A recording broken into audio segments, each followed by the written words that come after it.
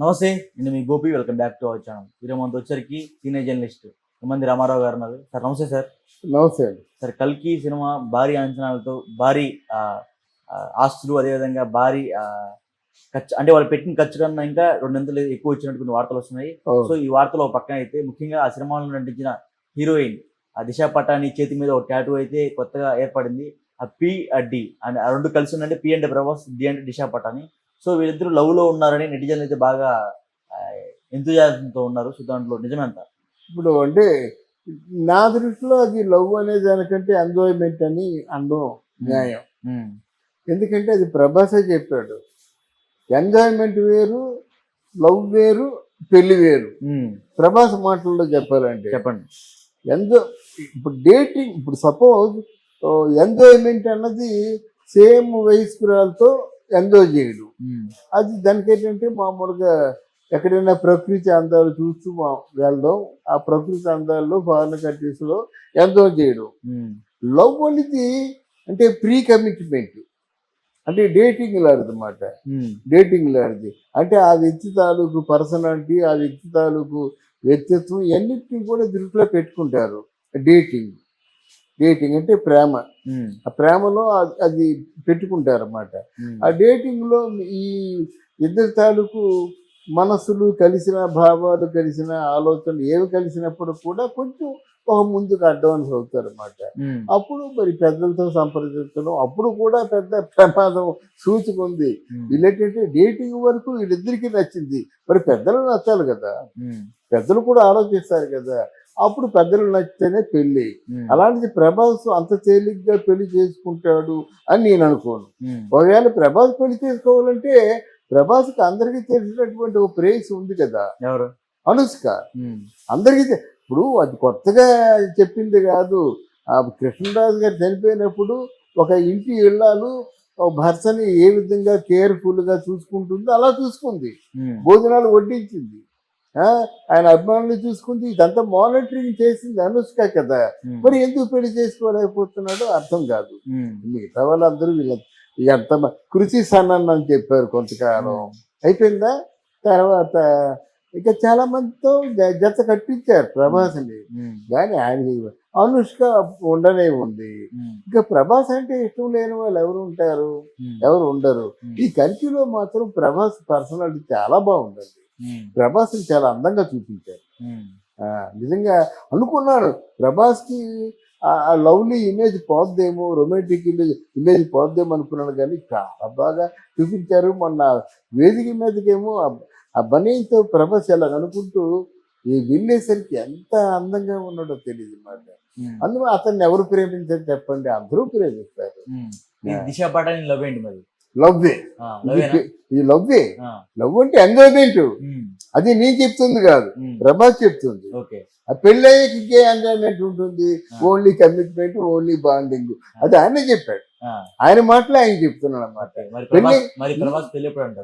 ప్రభాస్ పెళ్ళి అంటే మొన్న శ్యామలాదేవి చెప్పింది, ఎలాగైనా ఈ సంవత్సరంలో పెళ్లి చేసేయాలని చెప్పింది.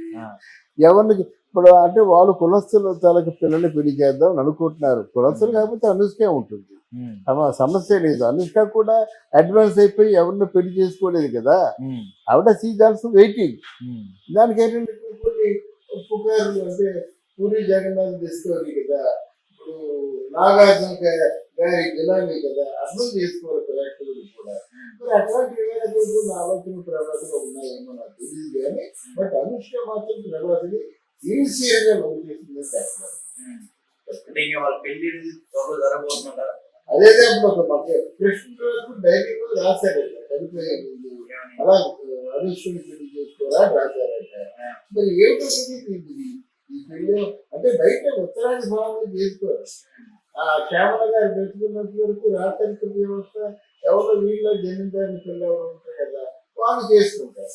జమీందారులో రాజస్థాన్ వీళ్ళు అంటే రజస్వల అయిన తర్వాత 2-3 సంవత్సరాలు పెళ్లి చేసేస్తారు నాకు ఉత్తరం. ఎందుకంటే వాళ్ళకి పౌరుషాలు ఎక్కువ, వాళ్ళకి కొన్ని ఉంటాయి, ప్రమాణాలు కొన్ని ఉంటాయి అన్నమాట.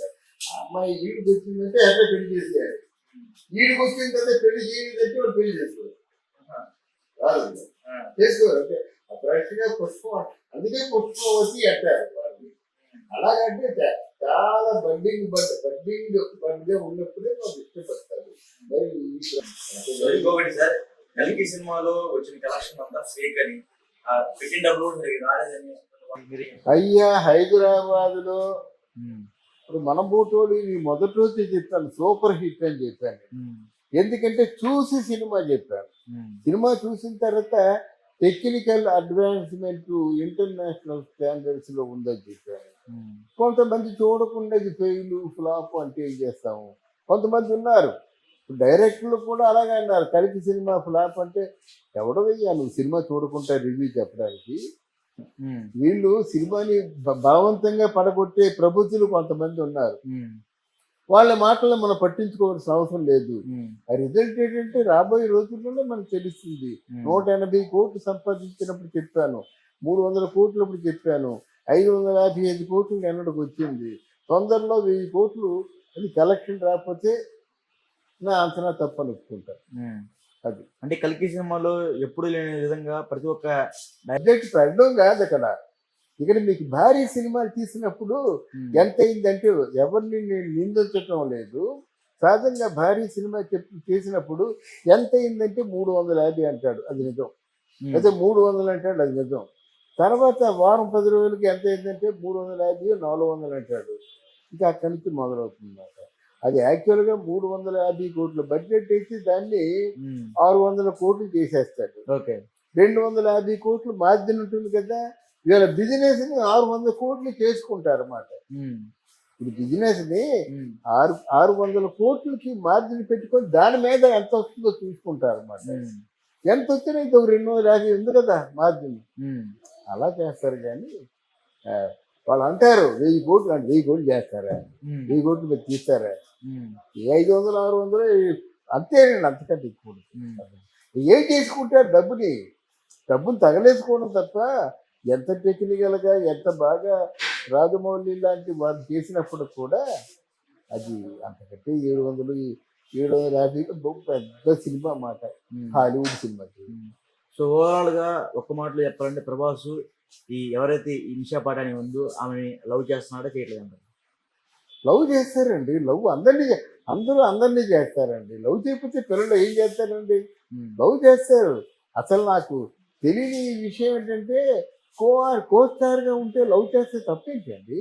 ఆ అమ్మాయికి ఇష్టం ఉన్నప్పుడు, అమ్మాయికి ఇష్టం లేకుండా బలవంతం చేస్తే తప్పు. కానీ so let us go for fun అంటారు అన్నమాట. విదేశాల్లో అంతే కదా, మీరు ఒంటరిగా కూర్చున్నారు, ఎవరు వస్తారు, let us go for fun, be one no అంటే ఓ థ్యాంక్ యూ వెళ్ళిపోతారు, అంతే కదండి.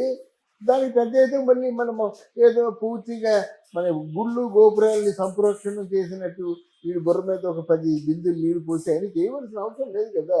లవ్ అంటే లవ్ చేసుకుంటారు, వద్దంటే మానేస్తారు. Okay sir, thank you sir. Thank you అమ్మా, థ్యాంక్ యూ.